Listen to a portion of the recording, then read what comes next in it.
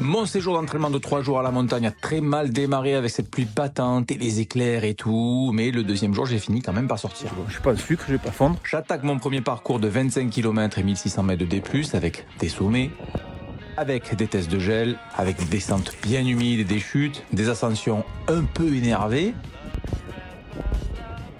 des restes de cadavres d'animaux. Plus je montais, plus le froid me faisait quand même oublier qu'on était presque en été, parce qu'à 2500 mètres, on était à environ 6 degrés, mais j'étais surpris de voir encore autant de neige.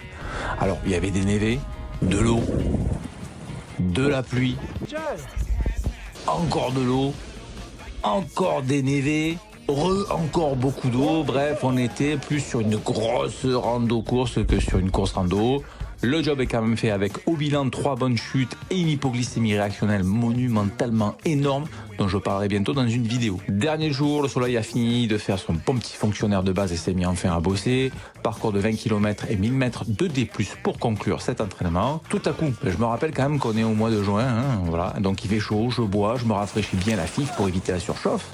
Et bien sûr, je m'alimente régulièrement avec 45 grammes de glucides toutes les 45 minutes. Je suis tombé sur 2 individus récalcitrants là, qui voulaient m'empêcher de suivre mon itinéraire, mais moi je suis un bonhomme, monsieur. Donc j'ai fait demi-tour. Sous le coup de l'émotion, je me suis rafraîchi. J'ai continué mon parcours avec des jambes certes un peu lourdes et douloureuses, mais j'avais tout de même de bonnes sensations. Je finis sur une belle descente qui me termine bien les quadrilles, mais je sais qu'à l'arrivée m'attend le moment qui sera le plus jouissif de la séance.